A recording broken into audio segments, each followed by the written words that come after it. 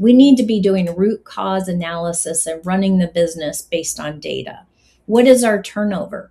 If we've got 80% turnover on our field level employees or service front level employees, just do the math. That's like $7,000 to $10,000 per person.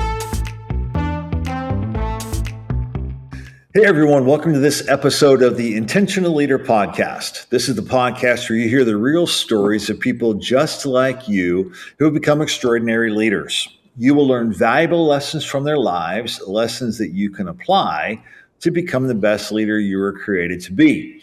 When leaders are intentional, lives are changed.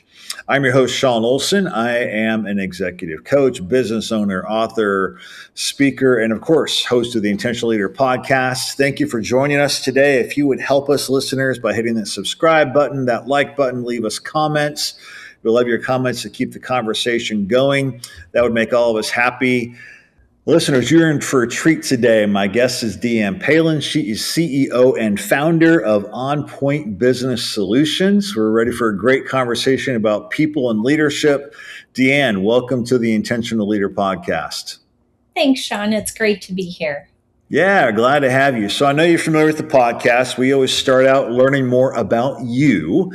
And so kind of walk us through your professional career and leadership lessons learned along the way. Great.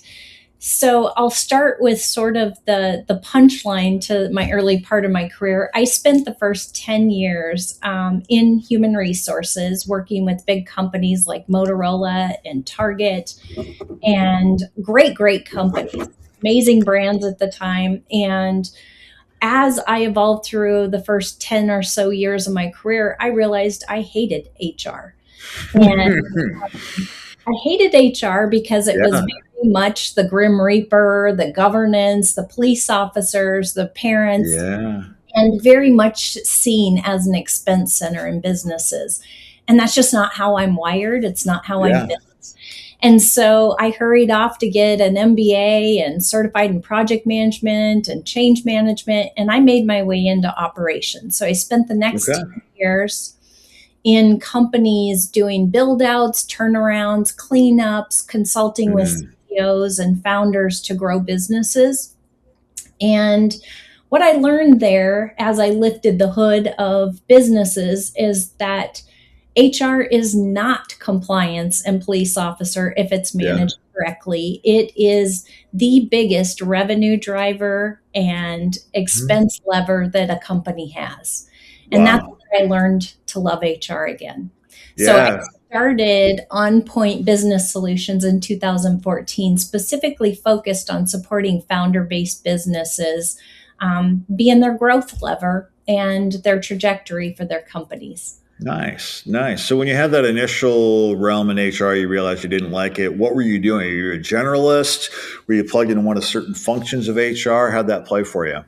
I had been in about every function in HR. I started out as a generalist. I led a lot of initiatives.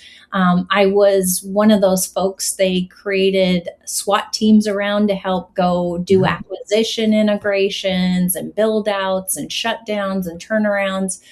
And it was just very tactically viewed back then. And, we were good at it. It just wasn't fulfilling for me. And, I fast forward 20 years now, we work very heavily with PEs and founders going through due diligence, acquisitions, whether it's a family-owned business. And what we do is so strategic and so revenue focused. We work with businesses prepping them for sale. And, with the changes in focus we can make around people issues, whether it's recruiting or turnover or staffing planning, we can increase their EBITDA by, sometimes 1-2%, which can equal $1 million to $2 million in the owner's pocket. That's exciting for me. Yeah, absolutely. When you have some great ROI and the bottom line coming through like that. So with our company doing executive coaching, we're working with leaders in a ton of organizations. And one of the ways that we sell our business is to let them know there is ROI to it, especially from that realm of turnover and retention, because when a leader gets better, everybody gets better. It seems like you are focusing on that leader side too, but you're also focused in on the HR side of how they can show themselves to be an effective player in all these different things. And so, just talk to me for a minute. So you went from HR to ops, and then you kind of came back around to HR with On Point. What was it when you were in the ops side that made you look back at HR and say, okay, I see where the gap is and I can do something about it? Well, when you're running operations, especially when you're doing build outs or cleanups or turnarounds, there's a heavy, heavy focus on expense management. And, Mm-hmm.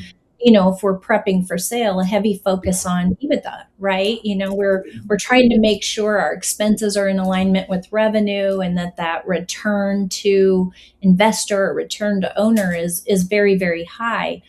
And so when you start looking at expenses, I've worked in over 22 different industries, and it doesn't matter what industry I'm in. Some are a little more, a little less, but one of the top three levers of expense for any company is their people issues. Mm-hmm. It's payroll, it's benefits, it's how compensation is defined, bonuses, it's turnover. Yeah. As an example, I worked with a private investigation firm that had 147% turnover on a 400 employee basis.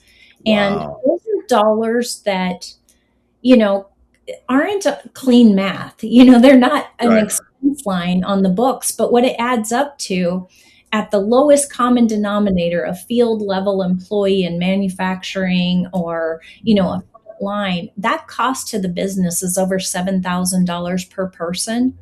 Mm-hmm. And that's super conservative. A turnover on an executive, and this from coaching Yeah. executives, can be upwards of 200 to $500,000 per person. And then you think about just the brain damage and the drain you have on Exactly. efficiency, performance, let Yep. alone loss of customers or opportunity and revenue. Those Yep. dollars add up quick. They are. I think I agree with that. There is real dollars, right? Like that 200,000 for the executive you're talking about to 500,000. But to me, it's the opportunity cost. So somebody leaves, they leave with their knowledge of the organization, that tribal knowledge and things. You go through the true expense of the hiring process. You bring the new person in, you got to build trust. And it's almost like it's another year after they're there to get back to where you were. So the Yeah. opportunity cost is also sometimes greater than the actual financial cost. Yeah, and those are dollars that don't show up on a cash Mm-hmm. statement, on a P&L, and that's where great leaders understand their business. I see so often founders coming with the perspective of benefits are a cost of my business, right? Right. It's a necessary cost to attract good talent, as an example. The correct approach to that is, what behaviors do I need to drive? Not only who do I need to Mm-hmm. attract here, but what behaviors do I need to collect more revenue, to manage our Mm-hmm. operations, to get the highest level of performance and engagement from my team, and the best customer satisfaction. And in establishing who are those key roles in the organization that you can't afford to lose, that you'd be willing to pay a little bit more. How do I Yeah. reward the team and align the team around its mission and outcomes? I often see too, if you've got a business with a clear initiatives and a strategy, if you don't have the right A player leadership team, you're not going to get there, or you're going to Right. get there at half the pace. It's like riding a donkey instead of driving a Yep. Maserati, right? Yep. And when we lose good leaders or we don't have good leaders, A players won't work for B player leaders. No, they won't. And it's so funny you talk about that because we deal with this a lot when we're coaching leaders. Is some leaders are really good at coaching C and B players, right? Mhm. Teammates, and they want that A player, but they're actually the bottleneck that prevents that A player from being successful. So true. And it's a different breed to be able to lead an effective leader, to lead that A player. And so, on that concept alone, for just a second, with your experiences, what have you found for the CEO that is the bottleneck to actually execute well with A players? Have you found that one or two behaviors is really limiting that? I think some of it is what you just described. You've heard of 9 box assessments. Absolutely. I'm a simpleton. I do a 4 box assessment that Mhm. has potential up the left side and performance across. And what we're looking at is, how do I lead people who are low potential, high performance, your Yep. safe pairs of Yep. hands, your steady eddies. How do I lead people that are high potential, low performance? They're new to the role. They need more direction. They need more support. They Yep. need encouragement. And how do I lead those true A players, my 10 to 15% that are rock stars, that are high potential, high performance? They need to be stretched. You don't want Yep. to hold their reins. You want to open the gates Let for them go. them run, give them support, give them resources. And it takes different leadership to manage those. And the box we Absolutely. talk about are the low performance, low potential. These are your anchors in the organization, and they drive the other 3 quadrants nuts. So if you've Mhm. got poor performers in the organization, not only are leaders, you may as well visualize. This is what I tell my leaders: visualize that person hanging onto your ankles, and you're dragging them across the day, Mhm. trying to lead the rest of your team. That's what it's like when you have B and C players that don't know what they're doing and Yeah. can't do the work. And it's not just happening to you, it's happening to your A players. You're giving the A players the work of the people who aren't performing. They're doing the Absolutely. cleanup on aisle 3. So you have to manage all 4 of those, and you've got to be very, very clear about what you got. And Mhm. I would tell a CEO, if you don't know exactly where your executive team is, then you're a B player. Are you coaching Absolutely. those 4 quadrants? So I have seen time and time again. I do business coaching with founder led CEOs that are 10 to 100 million, prepping for sale. I work with them for a year, 2 years, 3 years at a time. Their momentum is directly related to how great their team is, and how aligned that leadership team stays to their mission. Absolutely. Yeah. It's a couple of things that I've thought about and I've used before, that aspect of the B and C players that are the anchors versus the A players. The phrase I always use with leaders is, DeeAnn, you get to choose who you lose, right? If That's you such a good way to put it. if you deal with those B and C players and you try to elevate them, you're going to keep your A players who you want to keep because you need them. If you don't develop those B's and C's, your A's are going to leave. Mhm. As you develop your B's and C's, you may find some that you need to exit, right? But in either way, you're choosing who you lose. Yep. You Yep. always want to choose to lose the anchors, never the A players. And I think it's really important. I also say hire slow, fire fast. Absolutely. And with the caveat that it's incumbent on the leader to make sure they have trained that person appropriately, Hmm. that they have the resources they need, the feedback they need. If you can check those boxes as a leader, and someone's still dragging the organization Hmm. down, either because of attitude or lack of skill or lack of headset to do the job, Yeah. you've got to pull the plug, and Yeah. don't waste your time, because you're not going to change a zebra's stripes. If you've done all your work, Yeah. they can't do theirs. It's time to cut bait. Exactly. I had a conversation with the CEO about this a week ago, and I was just like, if you can say to yourself, you've done everything to set them up for success, everything, and they haven't made it, make the move. And then the other side I've always said is this goes back to your firing thing. I'm a firm believer in grace. We need to step up as leaders and do our job first and be Yeah. gracious, give that second and third chance. I have never heard a leader say, I fired them too quickly. I've never heard that, but I've heard hundreds of times, why did I wait so long? Yes. And I think too, I had a HR director that worked for me one time described letting people go as helping them be successful somewhere else. Hmm. And I love that, It because is. so often there's not a good culture fit or a good skill match or leadership employee match. And it's better to call a spade, and, cut them off to be successful somewhere else, right? Hmm. I know I sound like a crass HR person, but it's No. it's really about your ultimate responsibility as a leader is to your business and the outcomes into Mhm. the whole, right? Your company It as a is. whole. You kill a culture by allowing poor performance or bad behavior to persist in an organization.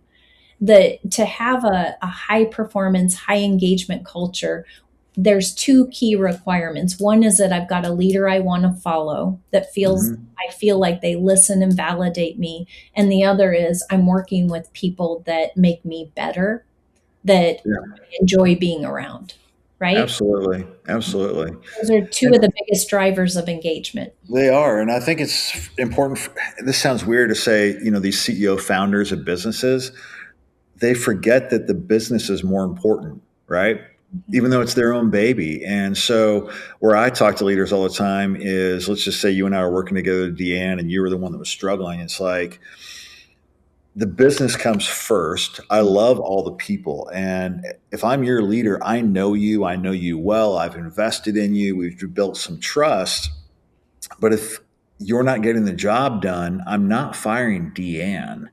I'm firing the person that fills that role because the business comes first.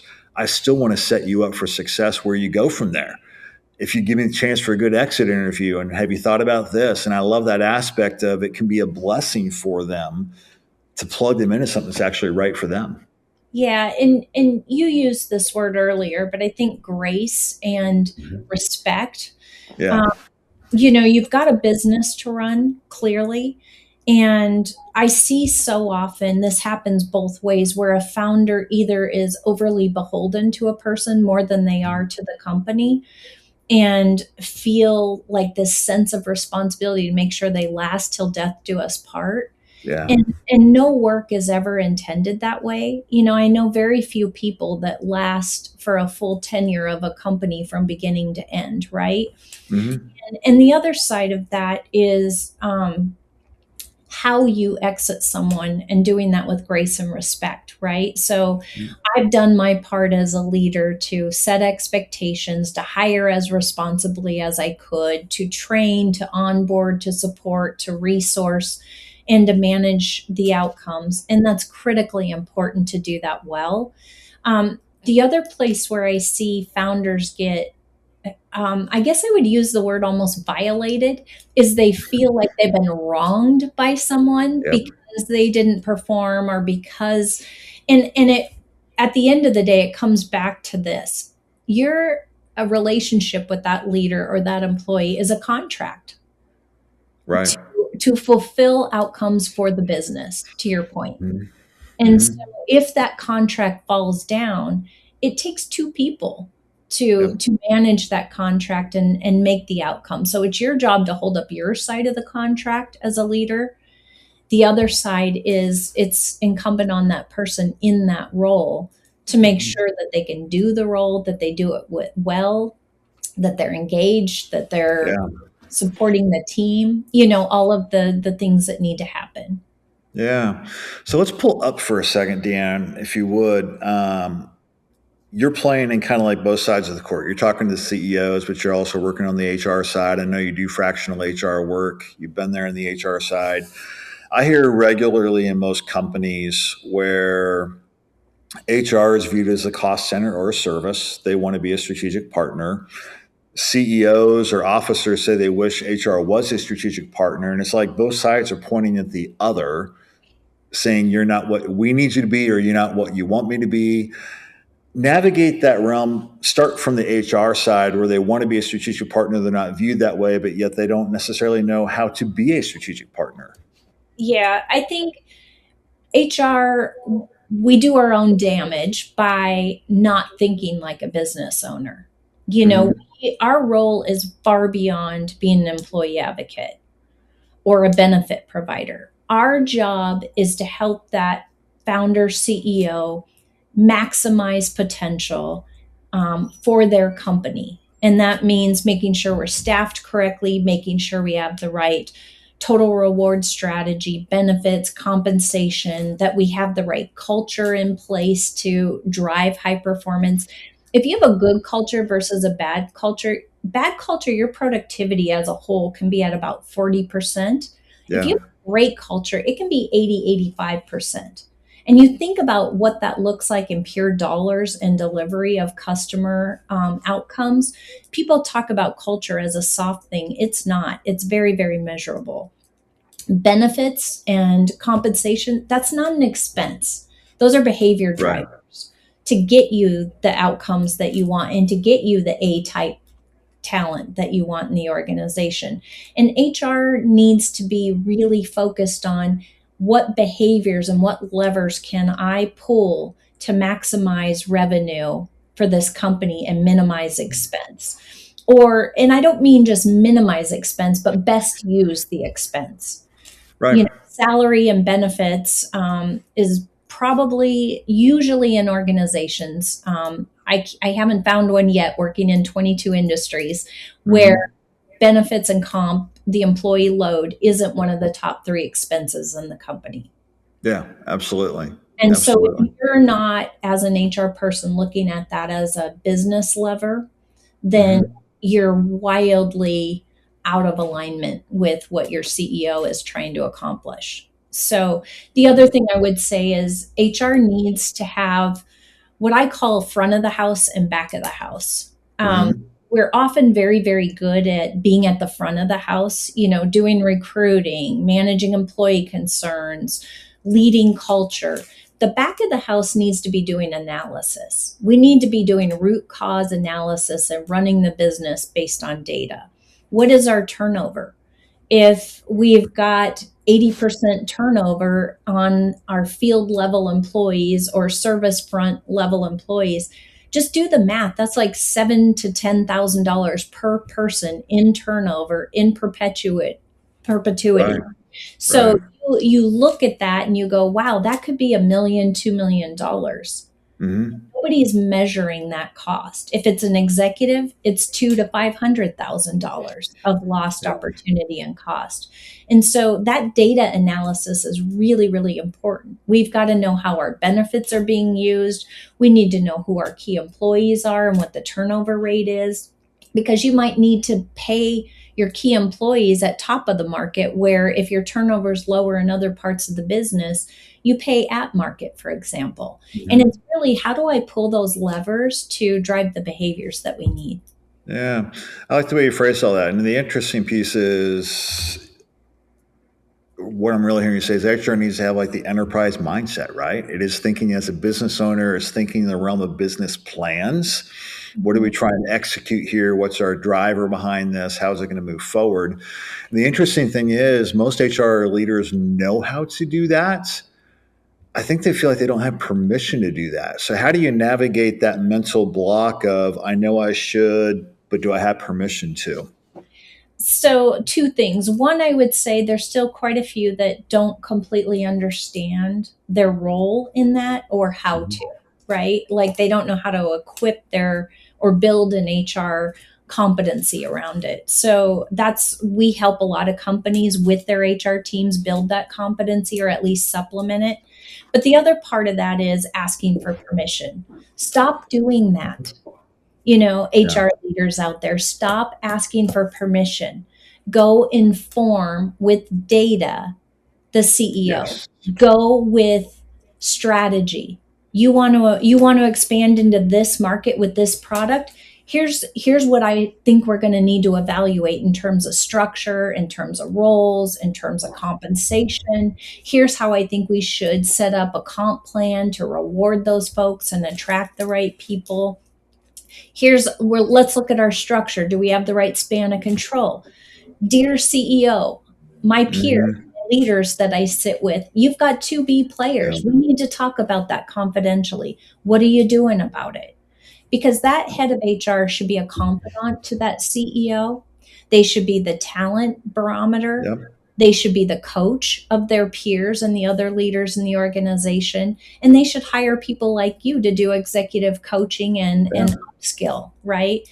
And then you've got to make sure you've got the right structure. So you have span of Mhm. control correct. You've got no redundancies in terms of workforce and load. People have clear roles and goals. The senior leadership teams align. They're not tripping over each other or having territory wars. That head of HR is critical to all of that. Absolutely. So we focused on the HR side. Let's flip it to the CEO side for a second, or I'll just even say officer in general, because it may not be just the CEO. So you're going with an organization, they're struggling, you see the struggles in the realm of what we're talking about with HR and the $1 million mistake, as you like to call it. Um, so if you're talking to a CEO and it's like, what are those first two questions for them to begin to discover that they have a problem and that they may be part of the problem? Yes. So there's a couple of things. I could answer that 10 different ways, so I'll hit a couple of Sure. them. Um, I like to do what's called an X-ray assessment with an organization, where the CEO and their executive team take this organization analysis for me, and it tells me where their critical issues are showing up. And then we trace back to symptoms, right? And what I describe as $1 million mistake can show up in a couple different places. It can be the CEO doesn't have the right leadership team. They don't have clear roles and goals. We have functions in the organization that either have two people responsible for them or nobody. We can define roles, but not be clear about functional responsibility. And if Yeah. you have that, you have a mess, right? You have people tripping over each other, you have things not getting done, you have lack of accountability. So that's a big issue for a lot of companies. Another thing CEOs really struggle with is every idea is a good idea. Yeah. And I'll just give you an example or kind of a real taste of this. I push my CEOs to have no more than 4 priorities, 5 max at any given time, whether it's annually or quarterly. And they have to have clear assignment with the executive member of their team and clear deliverables. If you think about an executive team with 7 executives on it, and every one of them had an individual 5 initiatives, that's 35 initiatives that employee population has to absorb, that the resources have to Yeah. absorb, the budget has to absorb, that your customers are impacted by. That's way too many. Yep. So the next $1 million mistake is really decide what not to do. CEOs overcommit and underdeliver. And then looking at how am I aligning my workforce to get the work done? Do we have the right hiring practices? Do we have clear roles and goals? Do we have the right staffing strategy and alignment? That can cost easily, if you do the math on that turnover rate, that can cost $1 to $3 million in itself in a given year. And these Yeah. are numbers that CEOs don't see on a P&L. Yeah. Listen to you talk about that. It's interesting. I like your illustration of, the 7 execs and they all have 5 priorities. So we have 35 priorities and that's impossible. What's preventing them from saying, no, this is the priorities of the biz and your 1 or 2 priorities as an exec need to be in full alignment with it? It's almost like they go to one side or the other. They pick 2 priorities and everybody has to follow it and they don't know how. Or they let everybody pick their priorities and then we have no alignment, nobody gets anywhere. What is it in the mind of the CEO that takes them to one side or the other instead of finding that effective path down the middle? I think so. One of the things I do immediately when I'm coaching executive team with their CEO is we set what's called a BHAG, if you're familiar with Jim Collins. Yep, big, hairy, audacious goal. And I don't look past 10 years. It used to be, 20 to 30. It's 10 years. What do you want to be in 10 years? And then we back into a 3HAG, which is the 3-year highly audacious goals, right? And we break down the financials. We look at key capabilities. What do we need to be great at to achieve this? What do we want to be known for? If you don't have those 2 things in place as a company, it's very, very, very hard to set annual goals because everything looks like a target. Yep. When I work with companies to set that BHAG and back into a 3HAG, everything we set up and establish for priority should be, is that going to get us to that 3HAG? Yep. Right? Is that going to help us build that key capability? Is that going to help us achieve those financial numbers? And so a lot of times they don't have an anchor or a lighthouse, I guess I would say. Right. So that's part of the problem. The other thing is that a lot of I joke sometimes, and I could fit in this category too. I say that CEOs and executives oftentimes we're alphabet soup. We're Mhm. ADHD, we're OCD, we're all kinds of Yeah. things. That's what got us to where we are, but it also can be a big risk. Everything's a good idea. Let's add this, let's add that, let's cut this. And it becomes a real challenge to stay focused. And so having that regular cadence every 90 days to run your business in sprints and to have the discipline to say, not that or not right now, maybe later. Mhm. Um, Absolutely. those are Yeah. the challenges. I agree with that. Conversations with execs all the time, my phrase is just because you can doesn't mean you should. And, especially because we're talking about dollars right now, right? And so most people think about the top line more than they think about the bottom line. And so that bright, shiny object, what is it? It's 5% more on the top line, not realizing it's going to drain 10% on the bottom line. And it's Right? finding what's actually efficient and effective so we can have that performance excellence to drive everything through. So, talk for a second on the cultural aspect, because culture is a huge piece of business and effectiveness today, especially for the turnover and retention issue. How does culture change when the CEO and the officers have that great focus and alignment?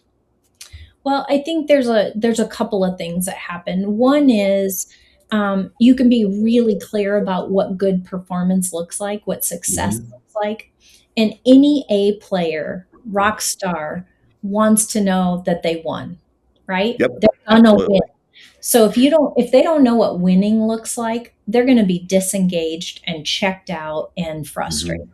and they're going to go away. And the other piece is really about having the right leaders to support them, to clear hurdles, to create resources, to create alignment. Um, and I'll give you an example of something I saw early in my career. I worked at Motorola for 10 years. And when I Okay. started with them, I'm dating myself, but they were known Hmm. as the premier employer. Everybody Hmm. wanted to work for a Motorola. They were a phenomenal company, and they had leadership transition and teetered away from this focus. And I'll never forget, I was finishing my MBA and sitting in our semiconductor product sector ops Hmm. review. We had 98,000 products in our product portfolio. Wow. And it is no kidding that the 80/20 rule applied. Less than 20% of the products in that portfolio were yielding 80% of the revenue and Hmm. profitability. Do you think we cut anything? No. Should have And cut 50 of them. yeah, and it was even worse than that. I was asked to move to Austin, Texas to help start up what at the time was called Stream Master. And Hmm. they were 8 years ahead of all the competitors, and they starved it to death because of this Hmm. lack of priority. And we had hired the best software engineers from all over the world. We had the best R&D on it. We had the best Yeah. leader on it, but we starved it to death. And you know what happened? We gave all of those software engineers to the Netflix and the Paramount Mm. and all of the others that became the streaming Yeah. services. And so we had spent millions and millions and millions of dollars to start that Wow. up, build the research, do all the base technology, and send those people to our competitors who are 8 years behind because we starved it to death. Wow. And that I see all the time with founder based companies. And it's that lack of focus and that inability to say no or not right now. Yeah. What I like about everything you shared today, though, is and talk about this. You can actually greatly expand the bottom line without even touching the top line. Right, right. All about how you operate and how you run and how you create the culture and how you bring strategy through that. And that's counterintuitive to most people. Yeah, You it's only grow bottom line by growing top in line. the That's not MBA true. program. We don't teach this in the MBA program. This was School of Hard Knocks for me. Yeah. And now I'm just on a mission to teach as many CEOs how to get more money in their pocket. Hmm. Absolutely. I love that. So, for people who are listening who maybe in the HR realm, what is like a first step for them to try to make this transition for their organization? They need to really understand the business strategy. Where is this business going? If there's not a clear BHAG, get your CEO to get one. Bring somebody in to help facilitate that process and get that executive team aligned, because you can't create a solid HR strategy unless you know what the business strategy is. And stop Yep. asking permission. Hmm. Offer your knowledge. And if you don't have it, go get it. Pull in somebody that can help you learn it, get a mentor, get a coach, hire a consultant, Yep. get smart, and make sure you've got good Yep. data. Yeah, I like that. I want to hit one key piece on this really quick because your experience in HR is powerful. There is a cliche and a stereotype out there, and stereotypes are based on life, right? Right. That HR are the no police. You come in with anything, they say no.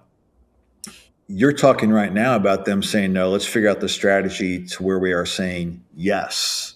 Mhm. If have you seen that no tendency? And I think you're already explaining how to move it to yes. Where does that come from? So I see this with the attorneys also. I'll tell you, both on the Yeah, business absolutely. and the HR Yep. side And finance. and finance. We're trained in those functions to manage compliance, to be the Hmm. pedal, right? To protect.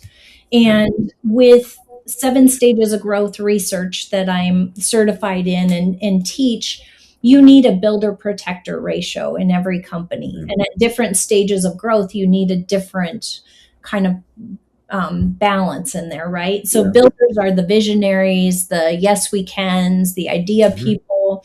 The protectors are those that we talked about that are there to put up boundaries and protect, basically. Yeah. Well, you can protect yourself right into a brick wall in those functions. And I tell founders and CEOs, and I tell peers in finance and legal and HR, it is not your job to say no. It's your Hmm. job to say, here's two choices, and here's how to mitigate the risk of both. Here's what could happen if you make Yep. choice A. Here's what could happen if you make choice B. We don't write the checks for the company. Hmm. We're there to provide resources and solutions for them and let them decide the level of risk they want to take. Yeah. That goes back then to strategic thinking and being prepared for those conversations, right? Not just waiting to see what's going to be happening, but thinking about it strategically. So I want to look at the other side as we wrap up here. What would you say to the CEO founders, to those leaders that are here? I understand what you said about the BHAGs and the strategy and the line and all that. So that's not my question. My question is, what does the CEO need to hear as they have their next one-on-one with their HR person and they want to elevate their HR to be this partner? What's your tip for that CEO in that first conversation with HR? I think for them to give license to their head of HR to be their Mhm. confidant, to be their engine for growth in the business, and to put that responsibility squarely on their head of HR. I'm counting on you to help me build the team and the structure and the leadership to be able to execute this strategy. Yeah. And then giving them the resources, whether it's education, consulting, support, to build that know how and the process around it. And then making sure you're giving them the time and the energy and the reporting structure to actually execute on that. We're working with a client right now. They're a 400 employee client. They want to be strategic. They want to grow to 800 employees and 60 million, but they've got their HR person reporting into the CFO. Not And uncommon. and that is a protector, not a builder, Mhm. right? Yeah. So what message are you sending to the other leaders in the organization? What kind of talent will you attract with that headset, and what kind of revenue or profitability levers can that person actually pull in that seat, in that place, at that pay, right? Right. So you've got to invest in it to get the return. Absolutely. And, it's funny was I'm sure you've run into this too, DeeAnn, where I'll talk to CEOs and executives and the phrase often comes out, well, they should already know that. Like speaking about HR, how to develop this strategy and things. And I'm like, why should they have to know that? That's not what they were trained to do. They were trained in HR tactics. So it's okay as a leader to say, I can develop you in this, Mm-hmm. no matter where they be it your CFO, CMO, CHRO. It's Yeah. okay to say, I want to develop this skill set in you. You can't just expect them to have it all on day one. Yeah. And you've got to, I mean, CEOs really have to know their bench and know their timeline. Some positions you can afford to develop internally, and some positions you need quick levers pulled. You need Yeah. expertise on the team. You need somebody to lead others as they grow. So it's really about that whole mix of the executive team and making sure, CEOs often think they need to know everything. They don't. They need to have the right people around them that kick butt and have Yep. the resources to accomplish the strategy that the CEO defines. I So it's agree 100%. the CEO's job just to get that right mix and Yeah. to make sure you fill your gaps. Absolutely. Absolutely. Great conversation. We could keep on going, but time is ticking here. So, DeeAnn, we finish every show with a quick tip thought. What is something our listeners can do intentionally today to be a more effective leader? I think it's making sure that you're paying attention to the team design that you've got. Those employees, if they have the right roles, the right goals, the right support from their leader, can give you an amazing performance set. And you have those people in your realm. They're going home to families. If they're happy and productive, you win and they win. Yeah. And so I would say, simply put, make sure you're doing the work to have the right leadership and the right clarity in your organization about where you're going to set people up for success. Great tip. It's been a great conversation, DeeAnn. Appreciate it. Listeners, if you would like to get in touch with DeeAnn and On Point Business Solutions, please check the links in the show notes. You can reach out and have them impact your organization. If you are a solopreneur, entrepreneur, you have one of these businesses, I know she said she's in that 10 million to 100 million. There's a lot of you there. Don't wait. Take advantage of it, reach out and bring her in. DeeAnn, it's been great to have you on the Intentional Leader podcast. Thanks for your time and your insights. Thank you. And Sean, I would offer anyone that wants, we would do that X-ray assessment with the leadership team gratis as a result of the podcast. So what a benefit. Well, thank you for that gift to our listeners. Listeners, take advantage. Thank you, everybody. Thank you. Thank you for tuning in to this episode of the Intentional Leader Podcast presented by Reenergize Professional Coaching. Be sure to see the show notes for links to Reenergize Professional Coaching and links to contact our guests. Now, hit that subscribe button so that you are alerted with every new episode of the Intentional Leader Podcast.